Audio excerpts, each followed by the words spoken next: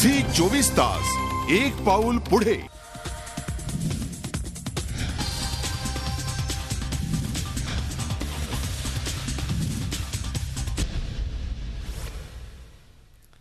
नमस्कार, रोखोक मध्ये आपलं स्वागत।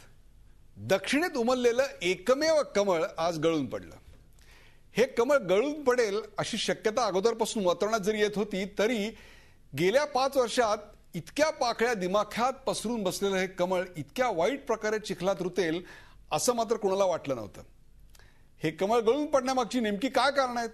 कर्नाटकच्या स्थानिक तळ्यातलं पाणीच गढूळ झालंय, त्यामुळे हे कमळ गळलं की कमळाची निगा राखणारे केंद्रीय माळी कमी पडले, की या कमळाच्या गळतीमागं वेगळाच हात आहे? असे अनेक प्रश्न यातून निर्माण झालेत। या सगळ्या प्रश्नांचा वेध घेऊया कर्नाटकाचा अन्वयार्थ या खास कार्यक्रमात।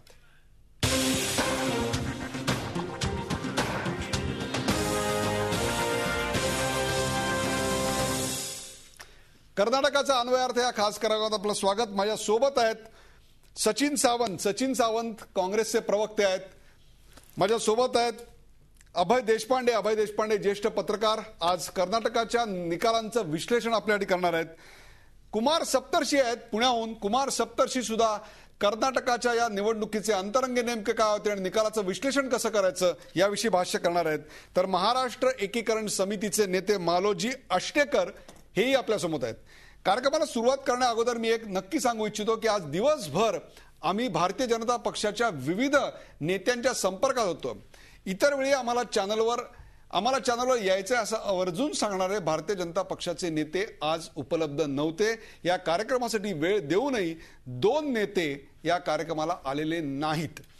कार्यक्रमाला सुरुवात करण्या अगोदर आपण पाहूया या विषयावरचा एक रिपोर्ट। कर्नाटक विधानसभा निवडणुकीत काँग्रेसचा अपेक्षेप्रमाणे विजय झालाय। मात्र सर्वात धक्कादायक गोष्ट म्हणजे सत्ताधारी भाजपला 50चा आकडा देखील गाठता आलेला नाही। भाजपला साधं विरोधी पक्ष नेतेपदही राखता आलेलं नाही। त्यामुळे भाजपचा चारीमुंड्याचीत असाच पराभव झालाय। तर जेडीएसनं गेल्या निवडणुकीच्या तुलनेत चांगली कामगिरी नोंदवली। मात्र ज्या येडियुरप्पा फॅक्टरमुळे भाजप धुळीला मिळाली, त्या केजीपीलाही अपेक्षेप्रमाणे यश मिळालेलं नाही।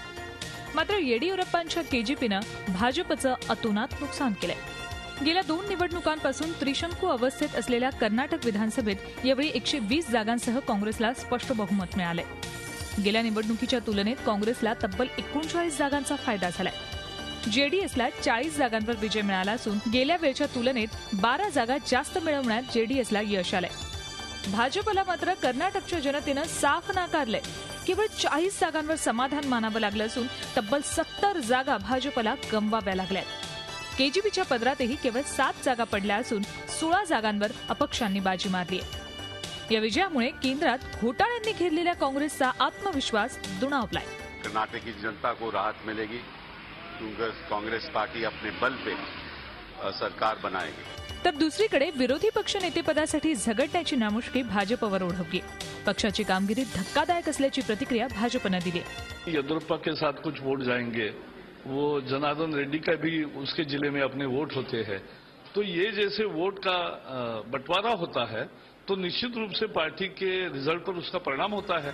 भाजपसह दुसऱ्या क्रमांकावर असलेल्या जेडीएसनं विरोधी बाकांवर बसण्याची तयारी दर्शवली असली तरी हा काँग्रेसचा विजय नसून मीडियाचा विजय असल्याची अजब प्रतिक्रिया दिली। This the victory for media, not Congress. Media only influence the people by telling Congress will come. How much they have gone, how much seat they won now. येडियुरप्पांच्या बाहेर पडण्यानं भाजपचं नुकसान होणार हे स्पष्ट होतं, पण एवढा दारुण पराभव भाजपला नक्कीच अनपेक्षित आणि विचार करायला लावणारा आहे। Bureau report, Zee media, Mumbai. कर्नाटकाचा अन्वयार्थ या विषयावर आपण चर्चा करतोय। कार्यक्रमाला सुरुवात करण्या अगोदर पाहूया आजचा रोखठोक प्रश्न। आजचा रोखठोक प्रश्न आहे, कर्नाटकातील विजयाचा काँग्रेसला 2014 मध्ये फायदा होईल का? कर्नाटकातील विजयाचा काँग्रेसला 2014 मध्ये फायदा होईल का? या विषयावर आपलं मत मांडण्यासाठी www.facebook/G24 ला लाईक करा किंवा 24tas.com वर लॉग इन करा। कार्यक्रमाचा पहिलाच प्रश्न घेऊन मी जातोय सचिन सावंत यांच्याकडे। एक प्रकारे सचिन सावंत यांची आजची इनिंग क्रिस गेलची असणार आहे याविषयी माझ्या मनामध्ये शंका नाही, कारण भारतीय जनता पक्षाचा एकही फिल्डर आज त्यांनी मारलेली सिक्सर किंवा न जाऊ शकलेली सिक्सर पकडायला इथे उपलब्ध नाहीये. प्रथम मला सांगा, येदियुरप्पा यांच्याकडे तुम्ही चॉकलेट केक पाठवलात का पायनॅपल केक? तुमच्या विजयामध्ये येदियुरप्पाचा इतका प्रचंड हात आहे. नाही, एकंदरच तुम्ही जर म्हणता असाल की आजची एक कमलदातांची प्रतिक्रिया फार सुंदर प्रतिक्रिया होती की आज ही जी मॅच आहे ती इनिंगच्या डिफीटने भाजपा हरलं आणि आज त्यांच्याकडे बॉल, बॅट आणि पिच या तिघांबद्दल ते तक्रारी करायला मोकळे आहेत. परंतु आज आल्या असं तक्रारी आपल्यालाही ऐकायला मिळाल्या असत्या. मगाशी जी सुरुवात करताना कमळाच्या चिन्हाच्या संदर्भात बघत असाल तर आज त्या ठिकाणचं जर विश्लेषण करायचं झालं तर ते कमळाचं चिन्ह त्या भ्रष्टाचाराच्या चिखलामध्ये इतकं गुरफटलं गेलं की त्याचा गळफास त्याला स्वतःलाच लागून गेलेला आहे. ज्या तऱ्हेने येदियुरप्पांच्या संदर्भात म्हणतात, येदियुरप्पांच्या संदर्भामध्ये त्यांची ही जी काय म्हणतात त्याला ती त्यांच्या संदर्भामध्ये काय चाललं होतं ते त्यांनाच कळू जाणे. कारण ज्या तऱ्हेनं 4-5 वर्षामध्ये मिसमॅनेजमेंट, भ्रष्टाचार आणि एकंदर मिळालेली संधीचा कसा दुरुपयोग करावा हो त्यांनीच केलेला आहे. आणि येदियुरप्पांच्या मुळे काँग्रेसला जय मिळाला हा मिसकन्सेप्शन भाजपची लोक आजच्या दिवसामध्ये करायचा प्रयत्न चाललेला आहे. मगाशी जावडेकरांच्या संदर्भात बघायचं झालं त्यांची प्रतिक्रिया अशी होती की हे वोट डिव्हिजन झालं आणि मिळालं. वोट डिव्हिजन झालं त्याच्या अगोदरच्याच आता काही महिन्यापूर्वी नगरपालिकेच्या निवडणुका झाल्या. त्यामध्ये काय निकाल होता हो? त्या निकालामध्ये देखील त्या भाजपला तिकडनं पूर्णतः नाकारलं होतं आणि दोघांची बेरीज केली तरी देखील काँग्रेस पक्षाच्या कुठेतरी पोहोचत नव्हतं. येदियुरप्पांना मिळालेल्या जागा आणि त्यांना मिळालेली मतं आणि मध्य कर्नाटक असेल, मुंबई कर्नाटक असेल, हैदराबाद कर्नाटकातला तिकडचा जो भाग असेल, या सगळ्या भागांमध्ये नेमकं विश्लेषण काय होतं या सगळ्याचं मी विश्लेषण करणार आहे. आणि यांचा जो दावा आहे तो दावा कितपत खरा आहे हे आकड्यांच्या आधारावर आपण तौलनिकदृष्ट्याही पाहणार आहोत. आत्ता मला जायचं आहे अभय देशपांडे यांच्याकडे. अभय देशपांडे, आता सचिन सावंत म्हणाले ते खरं आहे की भ्रष्टाचारावरची एक केलेली प्रतिक्रिया होती, पण याच एका गोष्टीसाठी तर भाजपला निवडलेलं होतं. त्याच्या आधी म्हणजे 5 वर्षापूर्वी ज्या निवडणुका झालेल्या होत्या तेव्हा त्या निवडणुकांमध्ये काँग्रेसचं शासन भ्रष्टाचारी होतं, त्याच्या मुख्यमंत्र्यांवर भ्रष्टाचाराचे आरोप होते, हे सगळं माहीत होतं. म्हणूनच कर्नाटकी जनतेनं भाजपला कौल दिला. आज कर्नाटकी जनतेनं पुन्हा त्याच मुद्द्यावर काँग्रेसला कौल दिला. नाही, मला असं वाटतं की मागच्या 5 वर्षातला भाजपाचा कारभार जो ऐशी आहे, पण त्यांना मिळालेली मतं पाहता ते जरी आज भाजप बरोबर असते तरी भाजपचा पराभव अटळ होता असं मला आजची मताची आकडेवारी बघून वाटतंय. याचं कारण असं आहे की गेल्या 5 वर्षात कर्नाटकमध्ये मुख्यमंत्री पदाचा पाळणा 3दा हल्ला. पहिल्या मुख्यमंत्र्यांना येडियुरप्पांना भाजपच्या केंद्रीय नेतृत्वाने काम करू दिलं नाही आणि नंतरच्या आलेल्या दोघांना येडियुरप्पांनी काम करू दिलं नाही.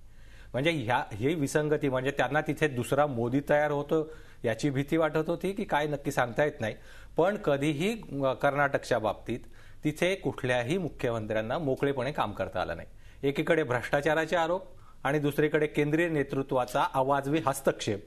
यामुळे कर्नाटकामध्ये भाजपचा म्हणजे कर्नाटकातलं सरकार भाजपाच्या दृष्टीने गले की हड्डीसारखं झालं होतं.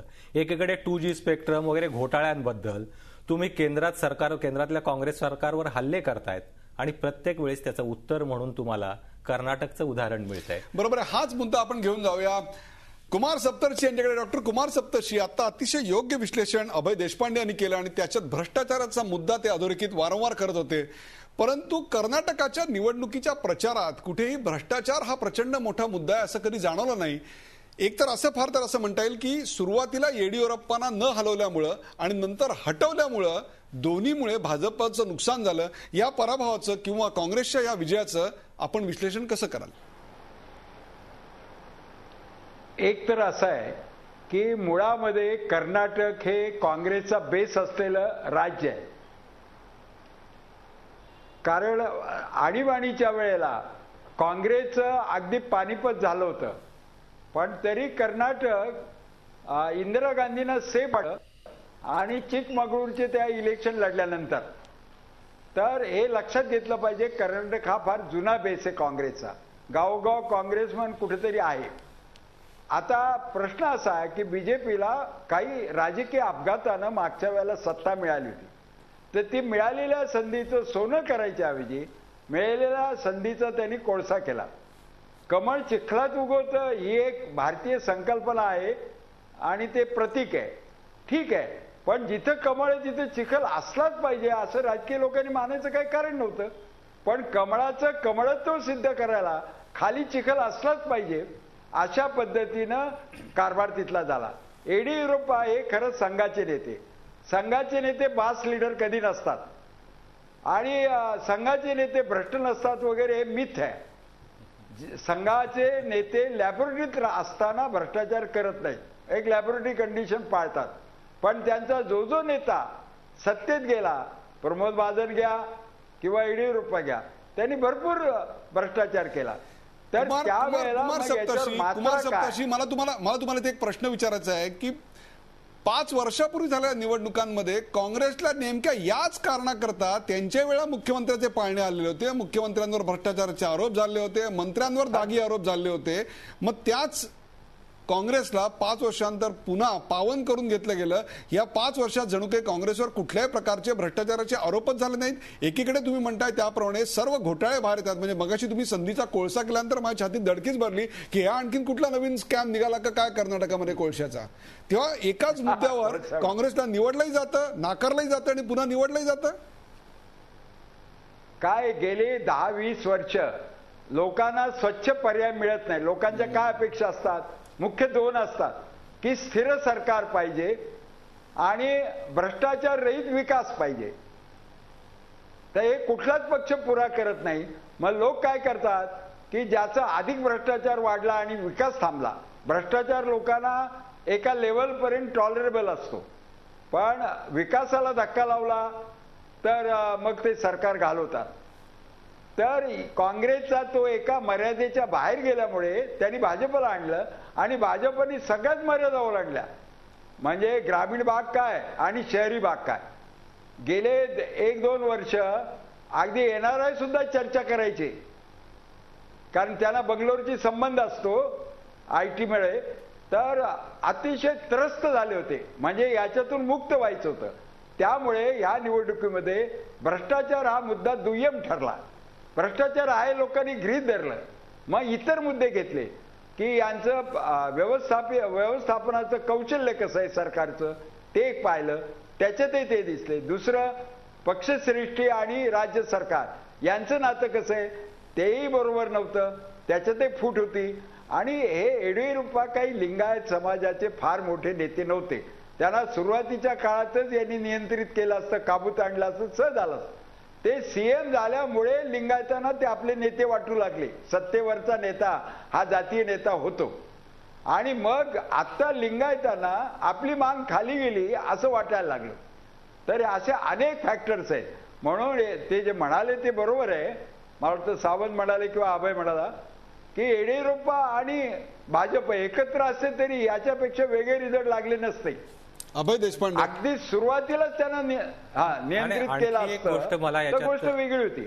आणखी एक गोष्ट मला याच्यात नमूद करावी वाटते की गुजरात आणि कर्नाटकची जर आपण तुलना केली तर कर्नाटकामध्ये भाजप गरजेपेक्षा जास्त जातीय राजकारणावर अवलंबून राहिला.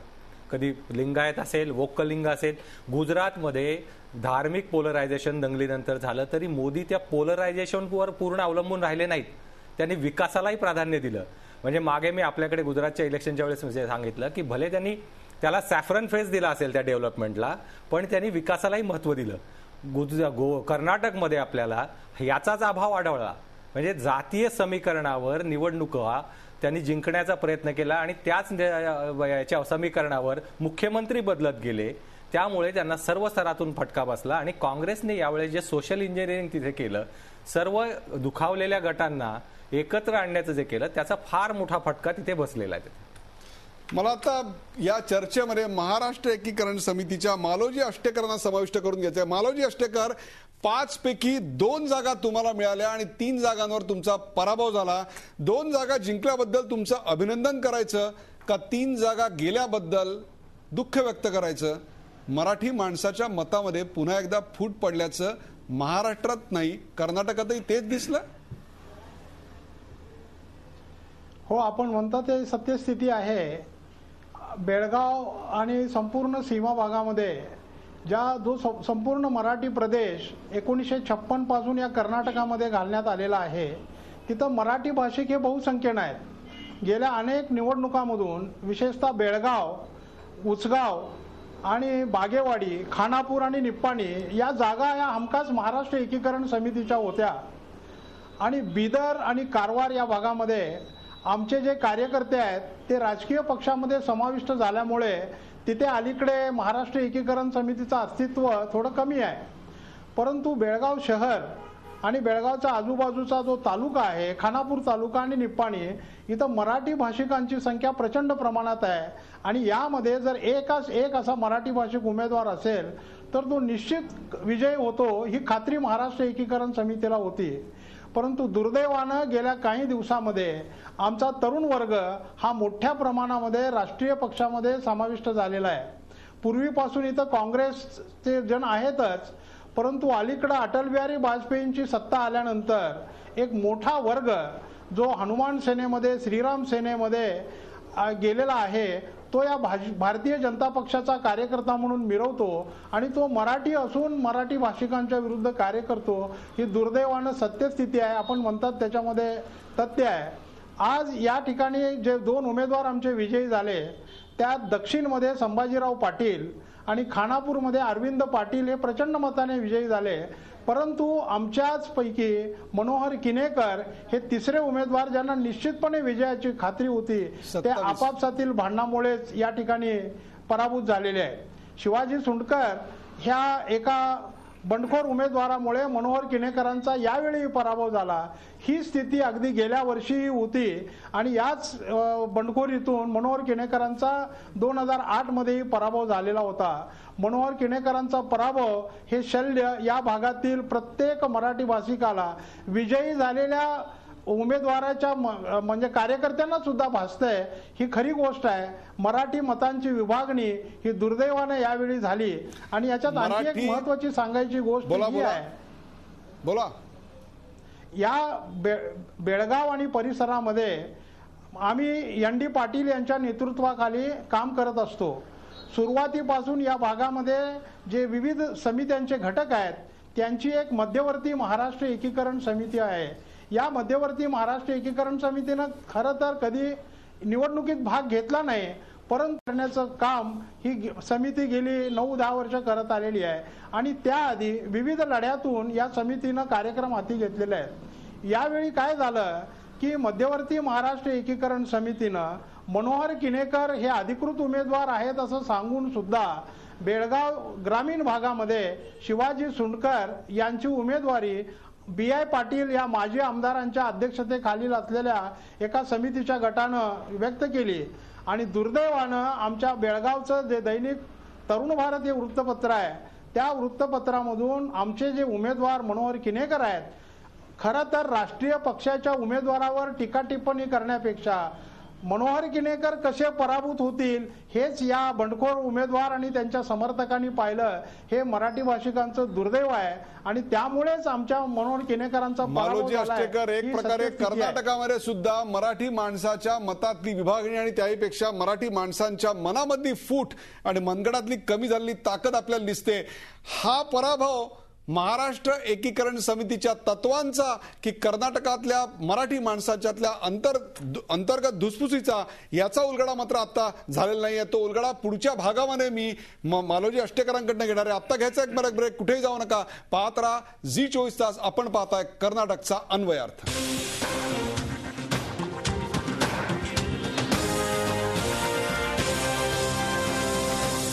झी24 तास, एक पाऊल पुढे.